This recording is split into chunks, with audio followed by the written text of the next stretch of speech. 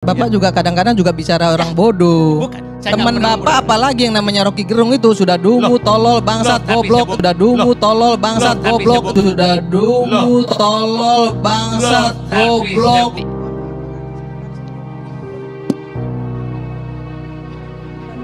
Apa sih? Ini badut kok dipelihara di sini? Bung Rocky nggak tahu ya kalau mereka sebenarnya nggak konsisten. Siapa? Gerindra nggak konsisten. Kan Anda kan dukung dia, mereka mati-matian. Nah, sekarang saya tidak mendukung Gerindra. Kan tahu. Gimana saya mendukung Gerindra? Lah terus dukung siapa? Saya dukung diri saya sendiri, saya dukung pikiran saya. Gini saya terangin ya.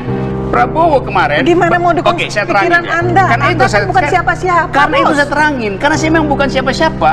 Justru karena itu saya tidak mendukung siapa-siapa, karena saya bukan siapa-siapa itu. Enggak bisa begitu. Posisinya Anda mendukung Gerindra. Sekarang saya terangin publik ya. di seluruh Indonesia tahu. Jadi nggak bisa juga Anda katakan bahwa Anda mendukung diri Anda sendiri. Anda bukan siapa-siapa. Sekarang saya mau akui itu setelah keterangan saya, dengar dulu ya.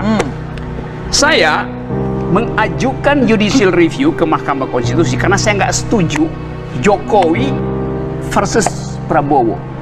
Jadi dari awal posisi etis saya adalah tidak terhadap dua ini karena tidak cukup buat demokrasi. Poin itu pertama dulu ya. Karena itu saya beroposisi itu. Saya beroposisi pada Jokowi dengan dasar membatalkan kedunguan. Prabowo beroposisi dengan maksud memperoleh kekuasaan. Lain motifnya. Jadi saya nggak mendukung Gerindra. Bagaimana caranya coba? Kalau dari awal saya tidak ingin dua-duanya. Gimana? Saya ingin sampaikan kepada Anda. Apa? Anda bicara, Anda beroposisi karena kedunguan. Memangnya Anda pikir Anda lebih pintar dari Jokowi? Jauh lebih dungu dari Jokowi. Bahkan Anda lebih dungu dari orang yang paling dungu di Indonesia. Baik. Sosok Irma Suryani mendapatkan sorotan netizen karena ucapannya yang kasar. Ia bahkan menyebut pengamat politik Rocky Gerung sebagai orang yang paling dungu dari terdungu di dunia. Ya, jadi patut orang ini dipenjara. Kenapa? Karena memberikan diskursus politik kepada mahasiswa yang buruk dan kemudian memecah belah umat.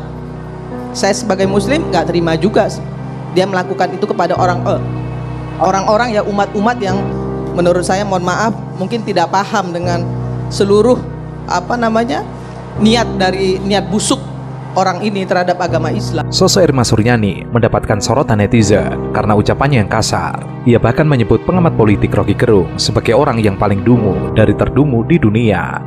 Orang ini mengaku akademisi, kemudian juga mengaku sebagai profesor. Seneng banget disebut profesor, padahal dia bukan profesor, cuman S1 doang. Kemudian yang ketiga, dia juga mengaku sebagai dosen. Adik-adik semua kan mahasiswa ya. Jadi saya pikir kalau kalimat yang dilontarkan oleh seorang pendidik ya yang mengaku ngajar di banyak universitas, nggak pantas ngomong seperti itu. Karena itu mengajarkan kebodohan politik. Bukan memberikan diskursus politik kepada mahasiswanya yang baik, justru malah membuat mahasiswa Indonesia kalau ditangani oleh orang satu ini akan menjadi brutal.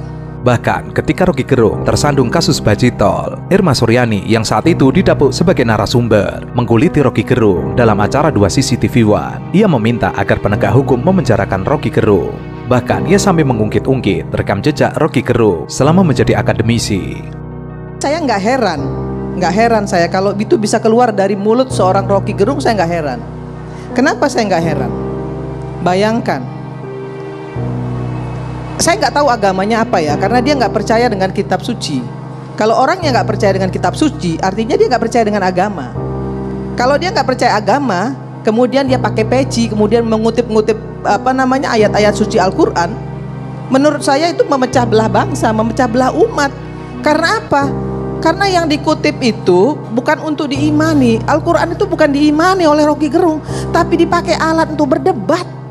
Memang tidak bisa dipungkiri, kejengkelan Irma Suryani kepada Rocky Gerung sudah terjadi beberapa waktu yang lalu. Ya, jadi nggak usah juga membodoh-bodohin orang, Bu. Apalagi anak muda gitu loh, kasihan. Mohon maaf, Pak. Ya. Bapak juga di setiap tempat, Bapak juga kadang-kadang juga bicara orang bodoh. Bukan. Saya Teman nggak pernah Bapak apalagi yang namanya Rocky Gerung itu sudah dungu, tolol, bangsat, tapi goblok, sebut- sudah dungu, loh. tolol, bangsat, Loh, tapi goblok, sebut- sudah dungu, tolol, bangsat, Loh, tapi goblok. sebut- Itu semua Bapak omongin. Politikus Partai Nasional Demokrat, Irma Suryani, kembali mengeluarkan pernyataan yang kontroversial, bahkan cenderung tidak bermoral dalam diskusi yang ditonton oleh masyarakat seluruh Indonesia. Itu udah bagus. Suruh orang daerah yang ini dia apa namanya yang bikin. Tai kucing, tai kucing, tai kucing, tai kucing, tai kucing. Orang nggak selesai sampai sekarang kok. Pasalnya, ia mengeluarkan sumpah serapah kepada Rocky Gerung, padahal orangnya tidak datang dalam diskusi tersebut. Tentu saja, kata-kata kotor Irma tersebut menjadi perbincangan publik. Banyak netizen yang tidak setuju dengan ungkapan Irma Suryani tersebut. Apalagi saat itu ia sedang berdiskusi dengan anak muda, Angga. Kita mau lihat sebetulnya tuh. Jadi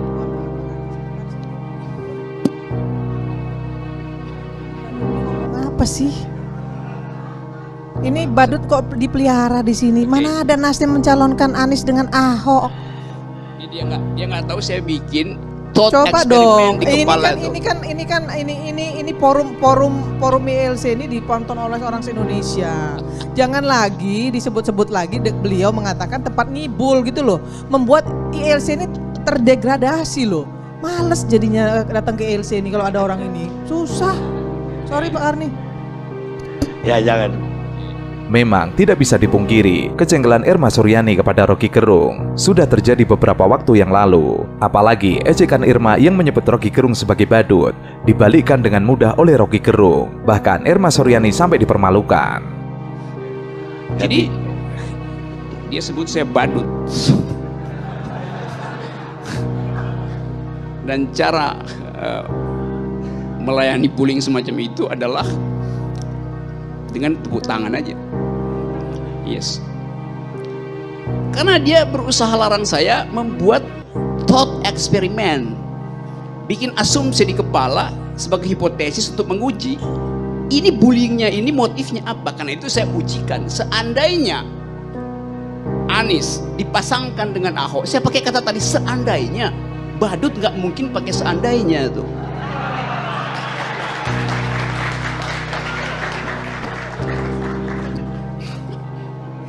Jadi itu tadi reaksi seorang badut karena nggak paham logik di dalam. Oke ya.